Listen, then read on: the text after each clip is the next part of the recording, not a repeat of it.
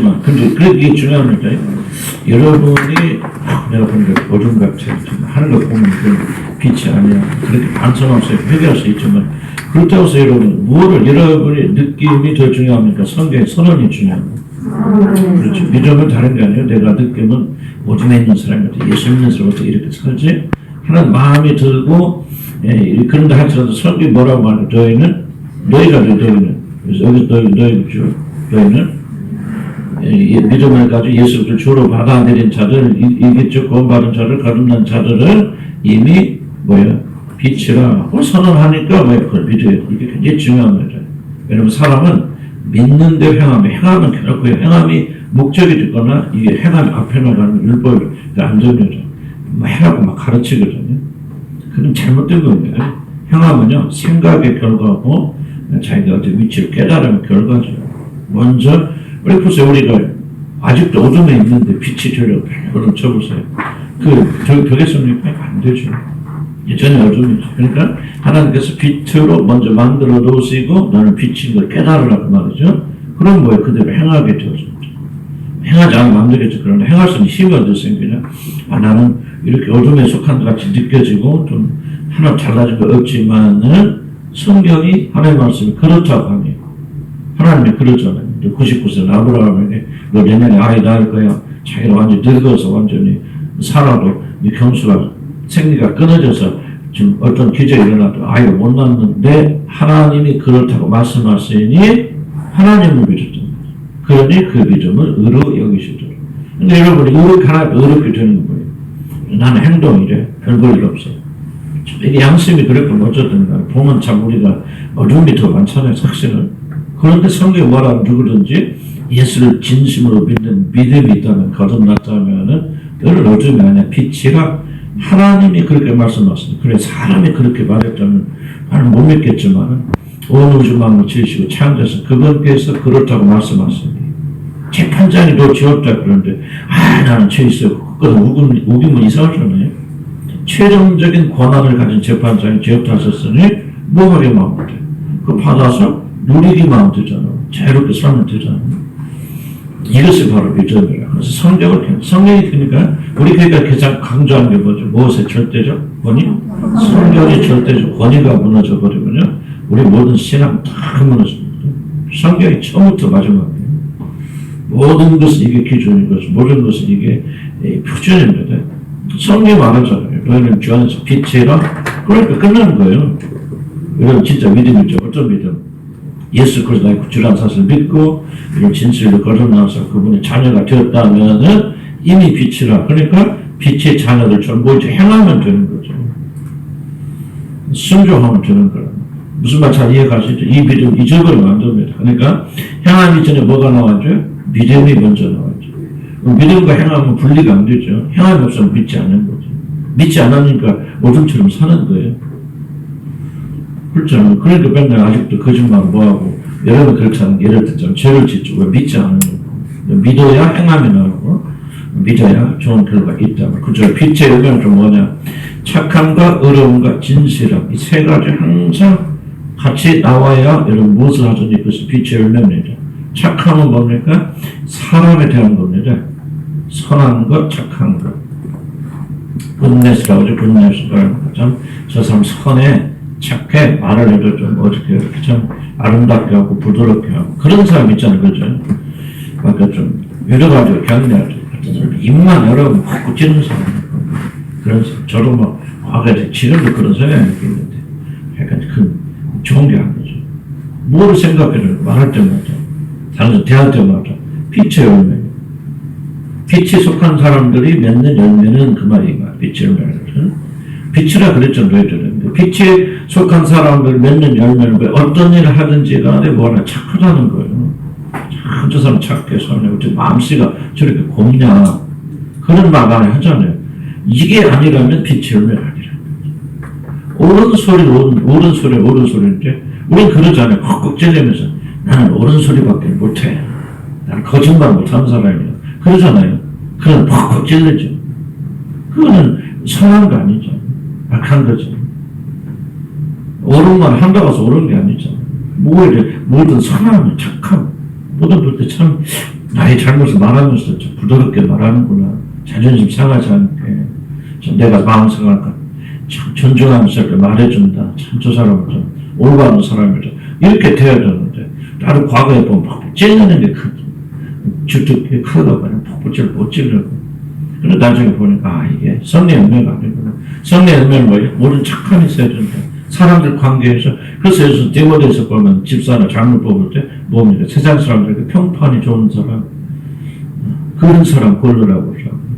일자리에 가서, 아유, 이 사람 교회 다니나? 지금까지 교회 다니지 몰랐네. 이런 사람 이런 사람 장로 세우지 말라고. 집사 세우지 말라고. 교회 안 했으면 다, 네, 얼마나 부드럽습니까? 그러다가 그런 사람들이 장로가 되어주면 교회 완전히 다 뒤집어 놓는다.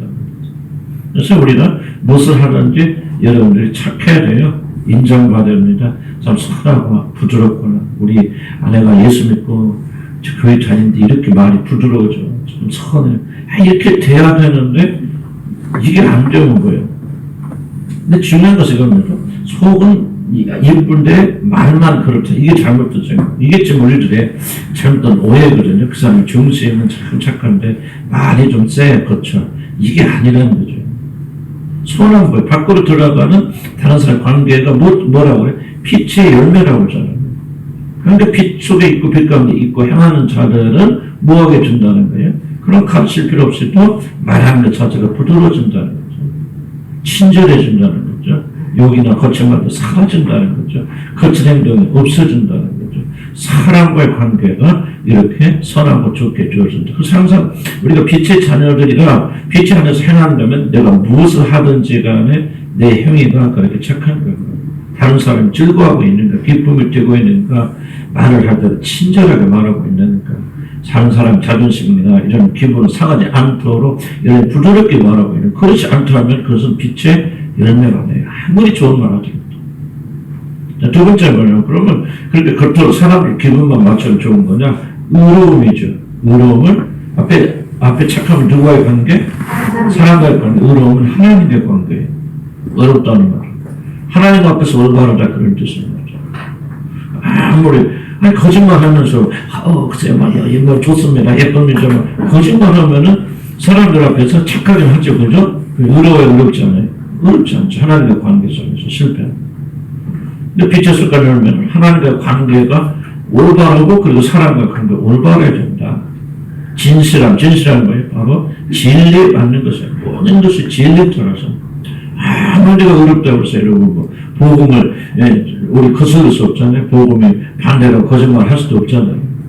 근데 이런 세 가지 요소가 모든 착함과 의로움과 진실함이 있어야만이 그게 바로 빛에 속한 열매죠. 무엇을 어떻게 하든지 항상 이거 기억해야 됩니다.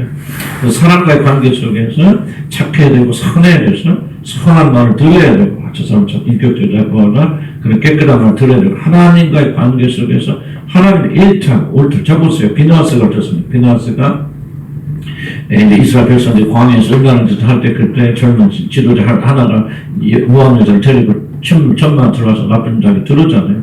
그때 비나스가 보니까 그를 들다가 손에 창을 잡고 들어와서 그 두 사람을 찔러서 그대로 죽여버리지 않습니까? 근데 하나님 뭐라고 말합니까? 너 착하지 않다. 그렇게 말하지 않죠? 참 어려운 자가 말하죠. 그래서 그 진노 때문에 그래서 여호와의 질투로 네가 질투하였는지 하나님께서 흡족하게 받으시고 그래서 거기서 재앙이 멈추지 않습니까? 근데 때로는 이렇게 좀 사람과 관계 속에서 이렇게 거친 것이 된다 할지라도 하나님께 의로워야 돼요. 그런데 사람들에게 이런 친절하고 사람들에게 어떤 그 미움을 받지 않게 사람들 비율을 맞추기 위해서 의로움, 하나님 앞에서 의로움 상시 그럴 수도 있죠. 그렇지 어떻게 사람을 죽일 수도 없고 이런 식으로 하면서 비나스가 참았다면 그는 착할지 모르지만 뭐하잖아요. 어렵지 않죠. 사람과의 관계도 옳고 하나님과 관계도 옳아야 돼요. 우선순위는 뭐예요? 설명할 필요가 없겠죠. 그리고 이 모든 것이 진리와 진실에 따라서 기록된 진리에 따라서 그렇게 맞춰나가야 된다. 옳고 그름을 뭐가 판단하는 하나님의 말씀이 판단해 주는 그 세 가지 항상 기억해야 돼요. 착함과 그럼 의로움과 진실함, 진리가 내가 하는 행 이거 자꾸 하루아침에 안 되겠죠. 그러나 자꾸 마음을 두고 생각하고 연습하면은 뭐를 하든지 이게 중요한 거예요. 어떤 일이 중요해. 그 일을 할 때 내가 착하고 의롭고 그리고 진실한 거. 사람 진리에 맞는 말인 거는 항상 기억해. 이게 바로 뭐야? 빛의 열매고 빛에 있는 자들의 진실. 근데 여러분들 나는 빛에 있습니다. 나는 믿어. 자기 자신이 나는 빛에 있다. 아무리 떠들어도 소용없다는 거죠. 빛의 열매를 그 사람이 빛에 있다면 자연스럽게 맺어지는 게 열매죠. 맺으려고 사과나무가 막 사과나무 맺으려고 발을 좀 치지 않잖아요. 그냥 그대로 있으면 때가 그 시절이 좀 맺혀나가죠. 여러분 진실 거론을 하는 자료라면 어떤 현상이 일어나느냐, 여러분의 행동에 이런 변화가 일어나게 되어져야 돼. 착함과 의로움과 진실함이 이런 것을 열매맺게 되어진다. 그럴 때 여러분의 주장, 여러분의 믿음이 옳다는 것이 입증되어지는 것이죠. 내가 구원받다 하나님 자녀라고 아무리 떠들어 뭐합니까? 열매는 전혀 뭐 착하지도 않아요. 가는 곳마다 말썽이 있고 싸우고 막 입만 여러분 더러운 말 아직도 나가고 하나님께서 올바르지 못하고 진리대로 살지 않는다면 어떻게 여러분이 빛에 속한 빛의 자녀를 말할 수 있겠습니까? 그러니까 이거 어려운 거죠. 그러나 빛에 속한 자녀들은 첫째 뭐죠? 내가 그런 조금 부족함이 있다 할지라도 내가 빛에 속했다는 사실을 믿고 그들을 행하되 어떻게 행한다? 착함과 의로움과 진실함으로 하려고 발버둥 치게 될 때 성령께 우리 안에 계신 성령께서 도우셔서 그런 열매를 맺도록 축복하여 주십니다. 10절에 보니까 빛에 속한 자들은 어떻게 하냐? 주를 기쁘시게 할 것이 무엇인가를 시험하고. 그래서 시험하는 것은 테스트해 본다는 것. 많아요. 테스트는 시험 본다 그런데 우리나라 단어 하나밖에 없지만 여기서 뭐하냐? 노력한다, 트라이한다 그런 뜻. 트라이한다. 테스트한다. 아침부터 조지 마세요. 아침부터 좋은 사람. 주를 기쁘시게 할 것이 무엇이냐? 자, 그러니까 빛에 속한 사람들이 지금 변화들 큰 변화가 나오죠. 10절에 보면 그렇죠. 주를 기쁘시게 하는 열망이 변하게 된다는 거죠. 막 그렇게 해라 구원막 그런 게 아니고 빛에 속한 자들은 자연스럽게 뭐가 되느냐? 누구를 기쁘시게 할 것인가 그런 마음이죠. 현재 여러분 구원받지 못한 사람들이라면 주를 기쁘시게 하고 싶은 마음 일어날까 안 일어날까 전혀 일어나지 않습니다. 어떻게 하면 나를 기쁘게 할까? 어떻게 하면 내가 사랑하는 사람을 기쁘게 할까? 모든 초점을 거기에 맞추죠. 그렇게 되면 정상, 비정상이죠. 벌써 부부간에도 어떻게 하면 내가 아내를 남편을 기쁘게 할까? 이것이 여러분의 주 관점이라면 이거 우상숭배하는 것이지 그 사람은 올바른 게 아니죠. 그럼 어떻게 합니까? 내가 아내를 사랑하고 남편을 사랑하고 복종함으로 어떻게 하면 우리 주님을 기쁘시게 할까? 생각 관점 바뀌는 이게 빛에 속한 사람들의 증거죠. 이석사는 그렇게 한다 그런 게 아니고 여러분 이런 것이 있고 생겨나고요. 이런 게 있으니까 이런 것들이 빛에 속한 증거이기 때문에 이런 걸 찾고 발전시켜 나가라는 얘기죠. 거듭나신 분들. 자, 누구를 기쁘시게 할까? 아까도 그랬잖아요. 왜 우리가 인터넷이나 이런 것들이 심각하게 생각해도 그 자체가 전 아니지만은 볼 때마다 왜 우리가 그런 데 빠집니까? 그러니까 기쁨을 주잖아요. 안식이 주잖아요. 그거 보고 있으면 참 편하죠. 그죠? 좋죠? 뭐가 됐든지 프로그램이 먹고 드라마 그거 하고 무엇이 됐든지 간에 여러분이 그 안에서 위로를 받고 있다 하면은 여러분 지금 우상숭배하고 심각한 우상숭배. 근데 우리는 개인적으로 잘 그렇게 생각 안 합니다. 막 이런 거 가지고. 그렇게 하는데 조금 우리가 지혜롭게 생각할 필요가 있는 거죠. 그래서 본다는 것이 문제가 아니고 축구나 뭐 자꾸 뭐 하나 많이 뭐 공차하는 사람들이 우리 사람들 그런 분들 많이 계신데 나가서 열심히 공차하는데 내가 여기서 체력을 단련해가지고 어떻게 주님을 위해서 해야 되겠다. 그렇다면 그것이 예배하는 예배가 될 수도 있죠. 그래서 뭐 텔레비전 뭐 보면서 뭐 그런 게 있을 거예요. 있을 수 있겠지만 난 모르겠어요. 뭐 감정을 듣는다든지 뭐 좀 그럴 수 있겠고 뭐 그렇긴 하지만은 어쨌든 이게 굉장히 좀 우리가 지혜롭게 생각하는 그런 부분이거든요. 그래서 우리 마음이 어디가 있는가, 무엇이 여러분을 기쁘시게 하고 여러분이 누구를 기쁘시게 하는 것이 여러분이 지금 누구를 섬기고 있는가가 결정되죠. 굉장히 중요한 이슈입니다. 뭘 해라 하지 말라 그런 율법적인 차원이 아니고 여러분의 기쁨이 어디서 옵니까? 이게 바로 생명이거든요. 기쁨은 생명 아니에요. 기쁨이 있으면 생명이 있죠. 그래서 그 기쁨대로 기쁜 것을 추구하고 나가게 되어주죠. 무엇이 여러분의 생명을 가져다 기쁨을 가져다 줍니까? 여러분 오늘 여기 기쁨이 하나도 없는데 여기 앉아 계신다면 나는 여러분들 조금은 뭔가 잘못되죠. 그 생각이 들죠. 은혜 아래 있지 않더라. 그 생각이 들죠. 항상 막 기쁘다 즐겁다 그런 것을 말하는 건 아니지만 무엇인가 만족 있고 기쁨 있고 세상에 돌지는 다 해보보다도 이것보다 더 좋은 게 없죠. 그래서 무슨 뜻인가 이해하시죠? 세상에 다 해봐도 친구 만나고 놀고 떠들고 먹고 마셔봐도 주님 앞에 나와서 난 기도하는 시간 제일 어렵지만 참 어저께도 오면 기도하러 오면서 다시 기도 7시 기도 오면서 참 즐겁다. 와서 앉으니까 또 힘들더라고 기도하니까 또 방해가 있고 그렇게 하지만은 이게 정말 이게 해야 되기 때문에 합니까? 나는 이제 5시 기도가 굉장히 중요해서 그렇게 하고 있는데 매일은 못하지만 그렇게 오래간 쉬니까 쉬지 않는다. 참 그때가 저한테는 얼마나 즐거운 시간이죠. 그리고 그런 기도의 특권을 주신 거 얼마나 감사한지 모르겠어요. 7시, 8시 기도하는데 같이 기도하는 시간 아마도 내가 내 집중하기가 좀 어려운데 하여간 좀 우리 마음에 어디가 있고 어떤 것이 여러분의 마음에 위로를 주고 있는가 굉장히 중요한 것입니다. 여러분 마음을 찾아야 돼요. 빛에 속한 자들은 그래서 어둠으로 자꾸 흘러 들어가려고 하는 우리 마음을 굉장히 중요하게 차단하고 지키고 나가야 됩니다. 만약에 하나님 아닌 다른 것이 세상이 우리 마음에 위로가 되고 격려가 되고 지치고 힘들 때 여러분 커피 한 잔 마시면서 음악을 듣는 것이 영혼에 위로가 된다면은 커피 마시고 음악 듣는 것이 뭐가 잘못이겠습니까? 죄가 아니죠. 그런데 중요한 것은 뭐냐면 마땅히 하나님으로부터 받은 위로와 그런 축복을 하나님은 다른 것으로 추구했다는 것은 그것이 무엇이 되었든지 간에 심각한 우상숭배가 될 수 있다는 사실을 기억해야 됩니다. 그런데 그렇게 요즘은 이렇게 말하겠죠. 근데 그게 더 좋고 더 위로가 되는데 그 억지로 하지 말라고 하면 너무 좀 심한 거 아닙니까? 맞아요. 여기에서 여러분이 거듭나는지 아닌지 알게 되는 거예요.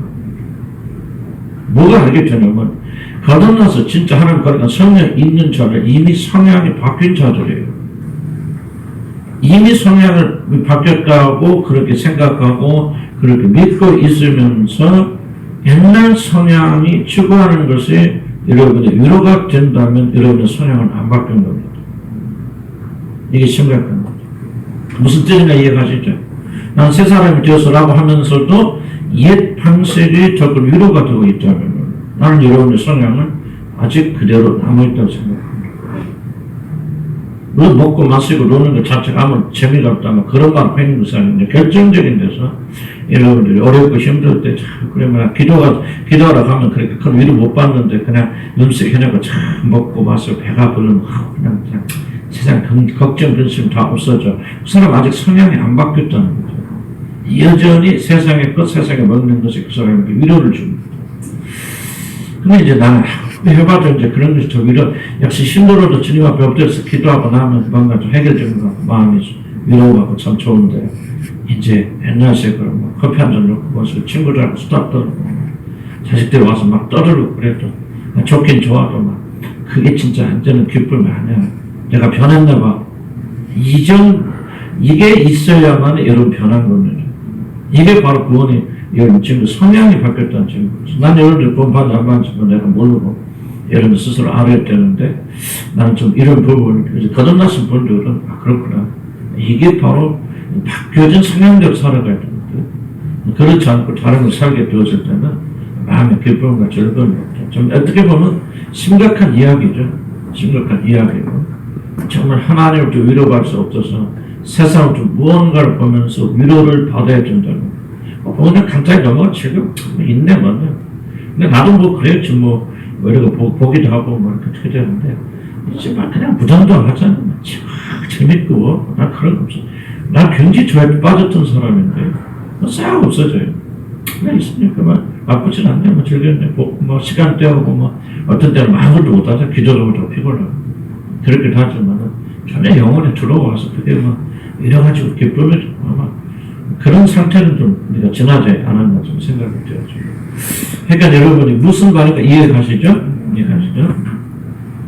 즉 그래서 기쁨이 무엇인가? 그래서 이제 거꾸로 그렇다면은 거듭난 자들에게는 어떤 열망이 일어납니까? 주를 기쁘시게 하고 싶은 열망이 일어납니다. 가르쳐 주는 게 아니에요. 여러분 마음에 심겨지는 것이죠. 너는 사과나무 씨앗이 떨어졌으니까 사과나무 이렇게 잘하고 뭐 그런 거 안 가르쳐주죠. 그냥 씨가 떨어지면 사과 나면 자라게 되어 있죠. 그런 것처럼 이런 마음의 구원의 씨가 뿌려지면은 뭐가 일어나게 되냐면은 주를 기쁘시게 할 것을 무엇인가를 처음부터는 강하잖아요. 점차 이러면 싹이 나투듯이 자라나게 돼요. 이게 자라나고 있다면 여러분 완성되지 않았을 때 정상인 거죠. 머릿속에 생각만 그런 것이 아니고 진짜로 뭔가 그렇게 부족하지만은 주를 기쁘시게 하는 것은 무엇인가, 기쁨의 근원이 무엇인가를 발견하고 주를 기쁘시게 하는 것이 무엇인가는 그런 마음이 여러분에게 들어있다면은 여러분 그것은 좀 올바른 방향이다. 그런데 뭐하냐? 무엇인가 시험해보라, 여기서 뭐 테스트해보라 그런 것이 아니고 트라이해봐라, 노력해봐라, 해보라. 여기서 굉장히 중요한 관계 하나가 있는데 믿음과 행동의 관계가 있습니다. 믿음과 행동은 같이 가야 됩니다. 만약에 믿음이 있노라 하면서 행동이 없다면 그 믿음은 실제 입장적으로 자라지 않습니다. 실제로 여러분 주를 기쁘시게 하는 것이 무엇인가 지속적으로 해보게 될 때, 노력하게 되어질 때 뭐게 되어지냐? 바로 여러분의 믿음이 더 강해진다. 그럼 실제로 왜 중요합니까? 앞에서 8절에 이 말했죠. 빛의 자녀를 체험하 빛의 그 구절에 착함과 의로움과 진실함에 그럼 뭐예요? 어디 진짜 뭐 착함과 의로움과 진실함에 하나님을 기쁘시게 하는 것인가? 그런데 실제로 보니까 그럼 한번 시험해보라 또는 그래서 노력해보라 그 말입니다. 그럼 뭐 착함과 의로움과 진실한 일을 계속 하는데 하나님이 기뻐하시는구나. 내 마음에 기쁨이 있잖아요. 의로운 기쁨이 있고 아 그렇구나. 하나님 기뻐하시는 것이 다른 것이 아니로구나. 성공하는 게 아니구나. 나가서 전도 많이 하고 막 이끄신 게 아니구나. 뭐라 하는 게 아니구나. 뭐가 있는 거예요? 착함과 의로움과 진실한 일을 하게 될 때 하나님이 기뻐하시는구나. 이걸 여러분이 시험해 볼 때 그리고 여러분 체험해 볼 때 여러분 믿음을 더 강해져. 아 그럴 거라 맞구나. 하나님 이런 걸 좋아하시는 옛날에 뭐 성공하면 뭐 하나님 좋아하시고 막 수만 명이 모이는 교회가 되어주면 하나님 영광 받아서 그럴 줄 알았는데 그게 아니고 주님의 뜻대로 살아가고 순종하고 복종 어쩌면 무기력하고 무능력하고 이것을 하나님 더 기쁘시게 하나님 살아갑니다. 그래서 이현성 목사 기도할 때 옛날에 막 세계적인 목사가 되겠어 보았었다. 그런 길을 저였잖아. 우리 집사도 안 할 겁니다. 안 합니다. 아무것도 못해도 괜찮습니다. 가서 하나님 앞에 영광을 돌리는 하나님 뜻에 순종하는 자가 되겠죠. 이현성 목사님 지난 주일날 설교했어요. 미국 교회에서 출장해서 미국 잘 안 하는데 학생들 데려서 설교했는데 조그만 교회들이 가서 이렇게 설교하기 시작하는데 그래서 이제 재밌더라고요. 거기는 또 얘기 들어보니까 설교 끝나고 나면 교인들이 모여가고 평가를 하는 설교. 왜냐면 그게 학생들이니까 이제 우리 목사님도 어쨌든 박사학위지만 그래서 이 여성목사도 학생이니까 그래서 교인들이 쫙 모아갖고 그 설교를 평가를 해준대요. 이런 게 참 좋았다. 이런 점 좀 고쳤으면 좋겠다. 굉장히 좀 젠틀하게 좀 교인들이 원하는 사람 다 모여가지고 해준대. 그 자리에서 평가를 하는데 식사하면서 했더니 굉장히 좀 좋은 평가가 많이 나왔다고 감사하죠. 근데 나한테 굉장히 충격받은 내용이 뭐였냐면요. 그게 목사님 아들이 10살이래. 10살인데 그 자리에 참석해서 같이 할때 10살짜리. 근데 10살짜리 이 말을 하대요. 난 그 말에 굉장히 충격받아요. 10살짜리. 무슨 얘기냐면 자기 교회 수없이 많은 목회자들이 와 설교를 했는데 이현슬 목사님 같이 설교다운 설교는 처음 들어봅니다. 난 충격받아. 10살짜리 그 얘기를 야, 나는 이게 바로 한국 교인 기독교인과 미국 기독교인의 결정적 차이입니다. 미국의 10살짜리 아이도 진짜 설교, 가짜 설교 구분한다는 얘기죠. 복음적 설교, 복음적 설교 아닌 걸 구분해서 수많은 사람이 와서 설교했는데 목사님과 하여튼 이현수 목사처럼 그렇게 정말 설교단 설교를 내가 처음 들어본 거잖아. 그리고 교인들이 굉장히 좋아하고 뭐 그런데 근데 내가 이제 왜 더 기뻐하냐면 이현수 목사한테 이제 지난주에 설교하기 전에 이야기 나누면서 설교 잘하려고 하지 말고 그 교회 갔을 때는 아무리 좋은 것도 그 교회를 세우러 가는 것이지 허물러 가는 게 아니지.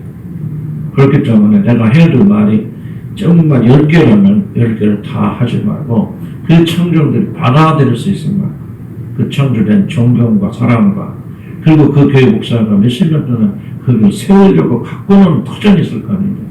너는 허물러 가는 게 아니다. 세우러 가는 것이야.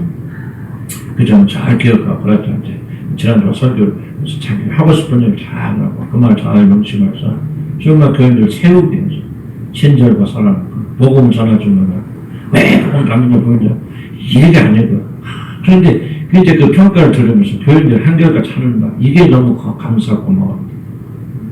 자기를 존중하는 모습들이 너무 아름다웠고 너무 참 그랬다고 그런 이야기 감동을 많이 해서 또 와서 좀 설교 좀 해주시면 좋겠다 계속해서 그 목사님도 담임 목사도 얼마나 감사하고 고마운지 나는 왜 이 얘기를 드리냐면 이게 바로 이제 주님을 기쁘시게 하는 것이 무엇일까 깨달아 볼 필요가 있죠. 몇천 명 놓고 막 가서 막 니네 뭐 나는 막 그럴 걸 복음 전한다는 사람 나한테 대놓고 당신 구원 받았어. 저도 구원 안 받은 것 같은데 막 그렇게 공격하고 많은데 참 내가 가슴보다 아주 그전에 일정한 기분 나쁘더라도 저기 믿는 자들의 태도는 얼마나 젠틀하게 복음을 전할 수 있잖아요. 예수님께서 독사의 자식들아 그랬다면서 나한테 독사의 자식들아 그러면 안 되죠. 그건 바리새인들 나는 바리새인 아니잖아. 그러다네 걔인가? 아닐 수도 있죠. 그런 데서부터 복음의 상면에 그래서 내가 이현숙 사한테 잘을 하지 마. 네가 하는 것은 보여주려고 하지 말고 그들을 섬기는 정책을 가져. 복음을 전할 때 그 행동 속에서 복음이 전달되죠. 근데 그 전달하고 왔어요. 전달하고 와서 그 표현들이 얼마나 나는 하여튼 이 이야기 들어보니 참 기가 막혔다. 그런 생각이 좀 드는데 하나님 이게 참 우리가 굉장히 좀 빛으로 사는 것은 뭐 하나님을 기쁘게 하는 건 무엇인지를 나는 우리가 좀 잘 기억해야 됩니다. 그래서 복음을 전하고 진리 말씀 전할 때 어떻게 전하는 것이 굉장히 중요하다. 그래서 착함과 의로움과 진실한 행동이에요. 그래서 남편이 아무리 잘못을 못하고 뭐 이런 자녀를 못하더라도 옳은 말이죠. 옳은 말인데 지금 질문을 보니까 내가 지금 하고 있는 말이 착함과 의로움과 진실함에 있는 것입니다. 이것을 바로 그리스도인들이 깊이 생각된 부분 그런 명성 다 내려놓고 그렇게 해줍니다. 그래서 하나님이 기뻐하시는 것이 무엇인가를 자꾸 시험해봐야 됩니다. 우리는 열매 없는 어둠의 일에 참여하지 말고 도리어 그 일을 책망하라. 여기서 열매 없는 어둠의 일이라고 하는 것은 조금만 나쁜 짓을 말하는 게 아니죠. 뭐죠? 착함과 의로움과 진실하지 않는 그런 겉으로 보기에는 의롭지라도 열매 없는 어둠의 일에 참여하지 말고 도리어 책망하라. 아까도 얘기했지만 누군가 나를 위해서 너 구원받으면 막 소리를 지를 때는 그 사람은 올바른 진리를 선포하는 것 같지만 그게 뭐 자기 의로움 자기는 구원받았나? 자기는 그렇게 정도로 의로운 사람들인가? 그거 아니잖아. 저는 그렇지 않은데 왜 지금 분노 나는 의로운데 너희들은 구원 못 받고 우리 교회는 우리 단체는 그 복음을 하는데 내가 지금 뭡니까? 아주 의롭지 못한 거.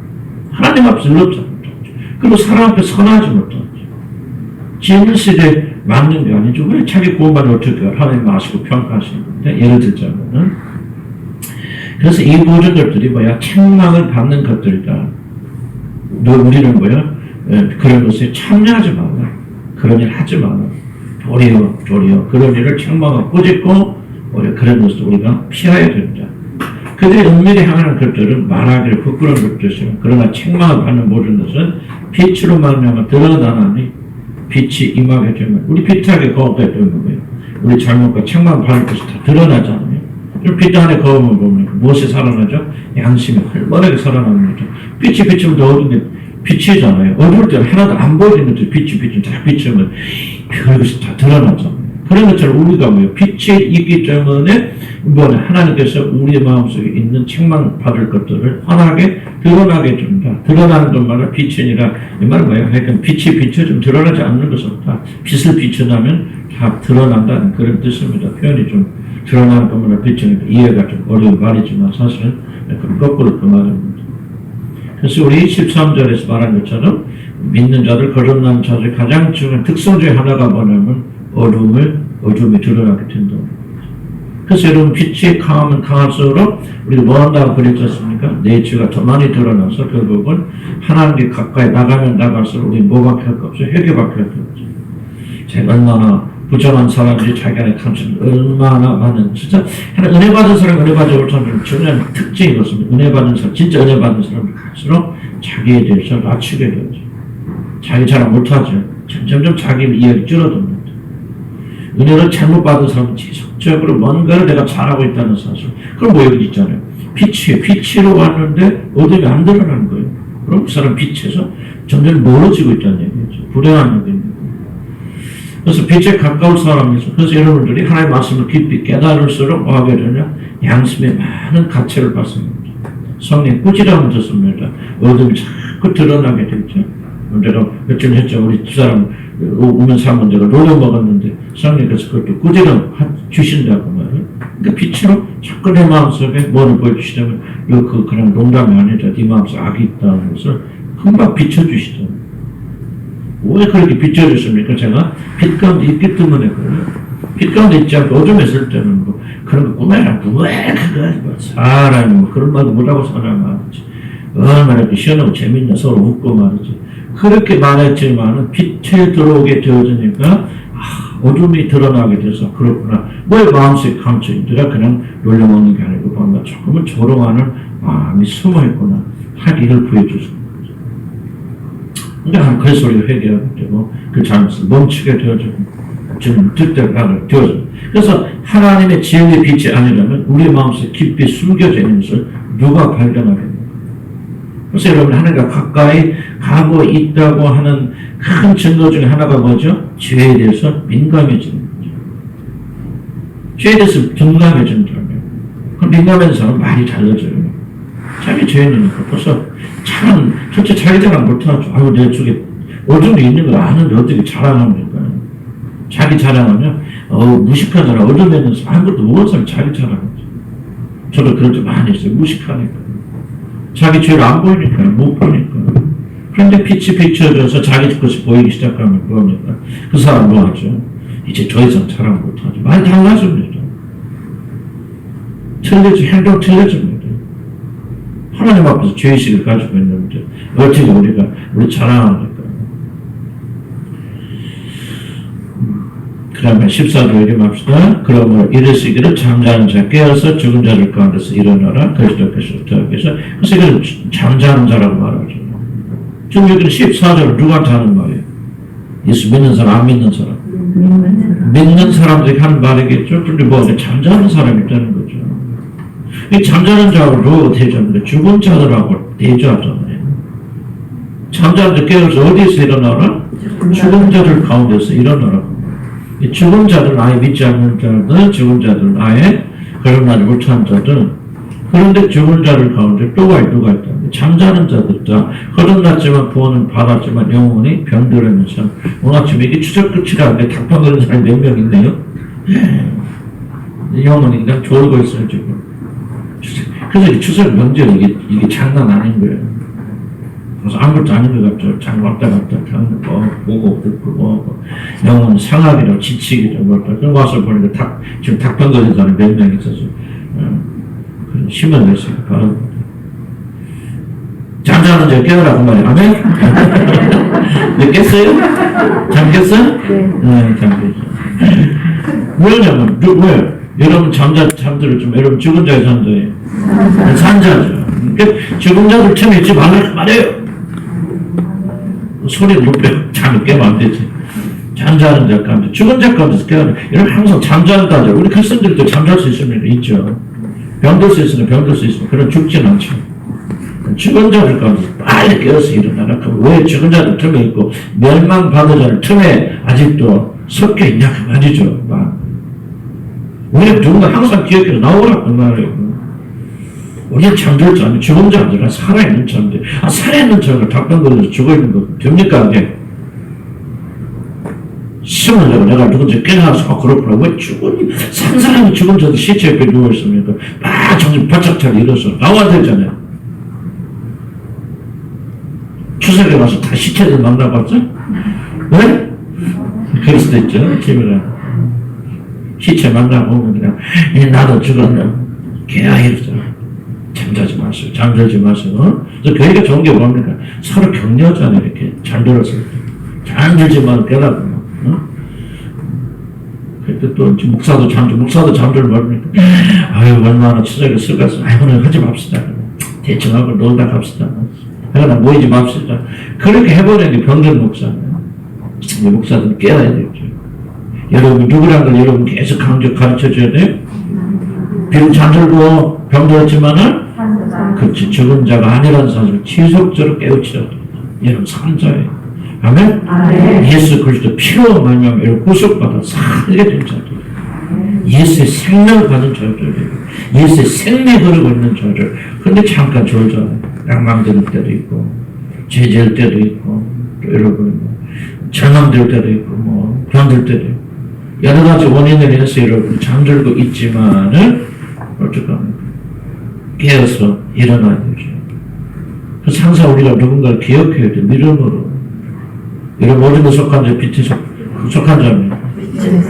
죽은 자의 산자입니다. 살았는데 잠든 자들은 깨어서 일어나야 돼. 교회는 별거 없어요. 막 깨어있으라고 막 무슨 활동하라고 막 그런 것이 교회가 아니에요. 뭐 매일 프로그램 만들어서 막 이거 벌리는 게 교회가 아니에요. 지속적으로 강단에서 뭐가 선포돼요. 여러분 죽은 자가 아니라 산자입니다. 잠들지 마세요. 일어서요. 깨세요. 이렇게 세워야 돼요. 목사들은 힘들 때 많잖아요. 저도 딱딱할 때 많고 힘들 때 많습니다. 그럴 때 하나님께 또 위로주셔서 힘내고 이게 저도 깨어있는 것이 굉장히 어려운 거예요. 목사 혼자. 그래서 목사들 또 다른데 뭐 집회도 다니고 또 모이기도 하는데 저는 또 이제 그런 근거지가 없었으니까 저 혼자 이렇게 악전불투하고 있기 때문에 저도 힘들지 몰라요. 그래서 다음 오실 목사님은 조금 좋은 분들이 좀 활동 많이 하신 분들 오셨으면 좋겠다. 그건 본인을 위해서 그런 생각을 듭니다. 그러니까 어쨌든 여러분 죽은 자가 아닌 산자니까 혹시 잠이 들 때도 깨시길 바랍니다. 기도합시다. 주님 혹시 내가 오늘 잠들었습니까? 우리가 추석 끝에 또 여러 가지 문제가 끝에 어떤 일이 있는지 모르겠지만 어쨌든 간에 이렇게 잠들고 있고 피곤한 날도 있습니까? 오늘은 내가 살아있는 자, 죽은 자들 가운데 있는 자가 아니라 죽은 자들 가운데 있다고 힘들죠, 피곤하죠. 그런 게 있을 수 있어요. 그러나 주님 나는 산자예요. 빛에 속한 자요. 주님을 기쁘시게 하니 무엇인가 시험을 도와주시는 착함과 어려움과 진실함으로 살아가는지 오늘 여기서 힘을 얻고 생명의 힘을 얻고 내가 누군지 다시 한번 기억하면서 살아있는 자 빛에 속한 자처럼 사는 그런 힘을 가서 회복되는 그런 역사 있게 주시옵소서. 제가 한번 그렇게 합니다.